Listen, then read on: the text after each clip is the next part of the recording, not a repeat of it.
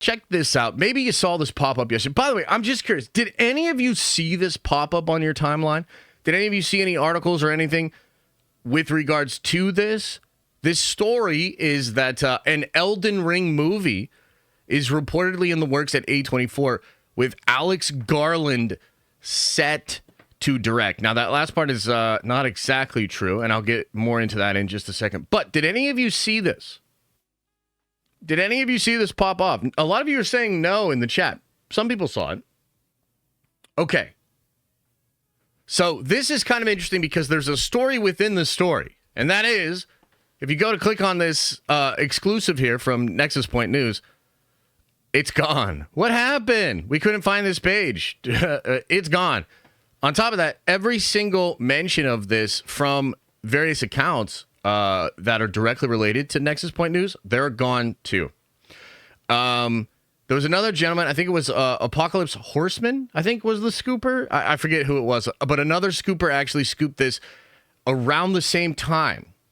And that scooper has also deleted every mention of this story, okay? Now, when I saw this pop off, I was like, yo, this is really interesting. Now, the reason this is interesting, because I want to get into what happened and why everybody deleted all their shit. Spoiler alert, this is real. But let me give you some context. If you don't know anything about video games, or I think, you know, we obviously have a lot of Marvel fans and Star Wars fans that watch our show that are in the community. Elden Ring is a video game that came out, man, I want to say 3 years ago. And I believe it was Game of the Year that year. It obviously should have been Game of the Year.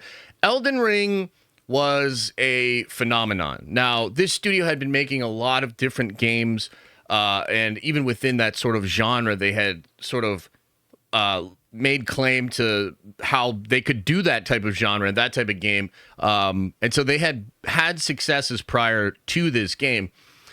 But Elden Ring was their absolute breakout hit, changed the perception of the studio.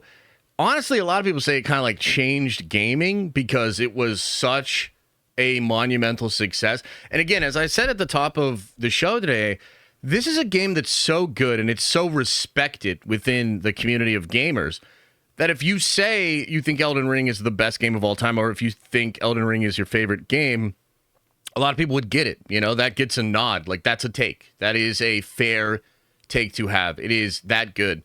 Couple interesting things about Elden Ring. It had a collaboration with George R.R. Martin. George R.R. Martin came in and helped this studio at a very early stage develop their lore. And the lore of this game is really interesting. It's like, you know, gods and demigods and, you know, mortal sons of gods and all of those things, like heroics, all these really interesting things, betrayal, power. It's really interesting. And on top of that, you know, one of the things that I really liked about the lore in Elden Ring is that it's not very straightforward. Like, you could basically play the game without understanding the depth of lore at all. You're just like, oh, spooky bad guy person. Oh, spooky creepy lady person. Like, all these things. It's actually, if you really want to know the lore, you actually have to, like, play the game with a different lens. And you have to try to break down these little clues and stuff like that. And I've watched big videos, like hour-long videos, because, you know, I'm a massive nerd. I've watched, like, hour-long videos breaking down the lore of Elden Ring. It's actually fascinating. So you have here a game that has this incredible name recognition. It is a massive success. Like, the units this thing has sold, they're absurd. I don't know what they are, but they're ridiculous. There's been expansions to the game that are doing quite well. They're doing a new expansion of the game right now. Bandai just put the game on half off. I wonder if this is to do with the story, if this was already planned, but the game's half off, I think, right now as well. So this is a huge, huge potential IP. Now let's talk about A24. You know, A24, in a world where Hollywood is kind of struggling and hasn't adapted well to, you know, changing consumer behavior, streaming, all these different things, A24 has kind of found a nice little spot within the conversation of the movie industry. And technically not incredibly profitable, still not like a breakout massive success or anything like that. But because they go with lower budgets, and they go with genres like horror often that are, able to be done with lower budgets. A24 has had a pretty successful trajectory as a studio. Now, one bump in the road within that trajectory was the Civil War movie with Alex Garland. And that movie, I think, and I've heard other people, kind of have this take as well, that movie was an attempt by A24 to break out of the sort of indie horror bubble that they had been in. They're looking for more commercial success. They want a big hit. And I think they thought that Civil War, which I never even saw. I mean, that movie just seems so silly, and the concepts and even the map, and none of it made sense. But it's where that meme comes from, where you're like, what kind of American are you? Or whatever, right? That movie. I think the studio, and from what I understand, they really wanted that to be a breakout hit, and it was not. It did not do well for them, at least as far as I understand it. So this move with the Elden Ring license and making an Elden Ring movie feels like a move from the studio to get what they've been after. And that would be something with more mass appeal that could be done in an A24 style with potentially an A24 budget that would then turn around and have much more accessibility than a lot of things that they have done so far. So I see the logic, and I like it a lot. And I think A24 is a great fit for it. Like, one of my favorite A24 movies is The Green Knight. I really like that movie. It's very bizarre, but it's incredibly well made and well crafted. And I really like that film. So I think if you do like a dark fantasy thing, almost in the styling of that kind of a film, I think it could really work. And Elden Ring, you have the ability to do that and do that well. So with all of that being said, let's kind of circle back to what's the story within the story.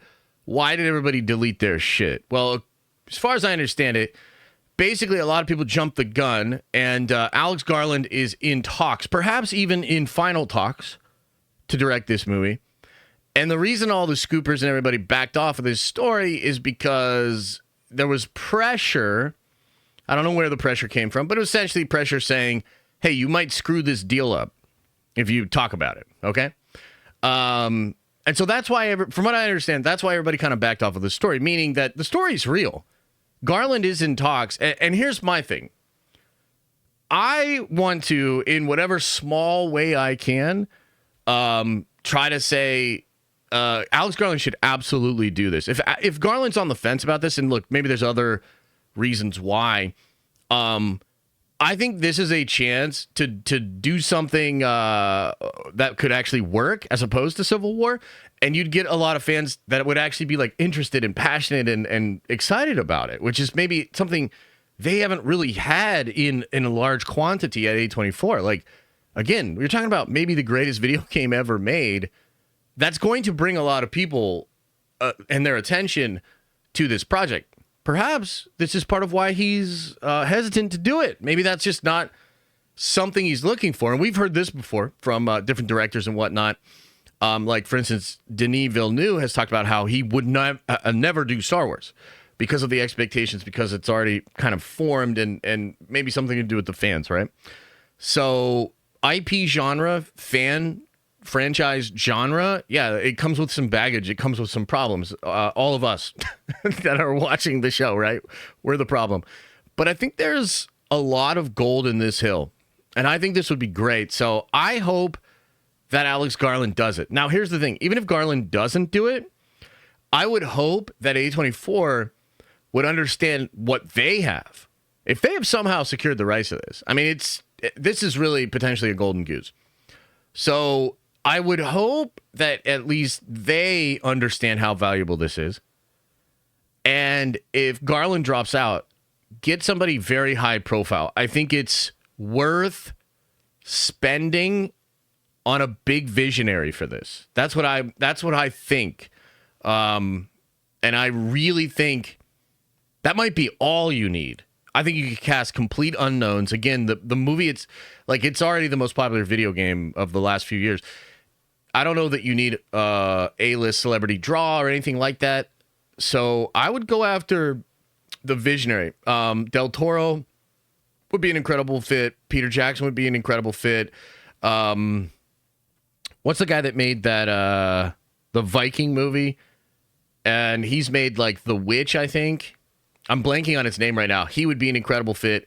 There's a lot of people that have been doing horror stuff. You know what I mean? Again, because I think that horror kind of fits in a little bit better to the current Hollywood system. And, basically the risk of Eggers. Correct. Yes. Robert Eggers. I think he would be an incredible fit. So I think there's a lot of good potential fits here. And I'm just excited, man.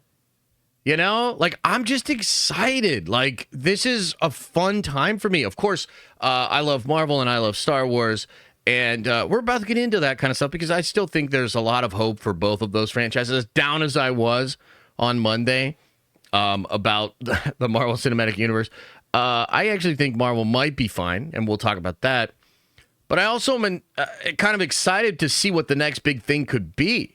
And if it really is video games, and you're looking at Nintendo and Sony doing Zelda, right? I mean, that's a big deal. That's also fantasy, has some dark fantasy vibes. Elden Ring, which literally has a George R.R. Martin connection built into it, I think that's very viable. And so I'm really interested. Is one of these video game franchises going to become the one and be kind of like the MCU, and then you'll have like the Sony verse and like the shitty DC verse and like, branch, or are there multiples that could be very strong? What exactly is this going to look like? I'm not sure. I'm just glad that it's not all going to be Minecraft, guys. You understand? Like, because Minecraft is carving a certain path right now, and that's fine. That's okay.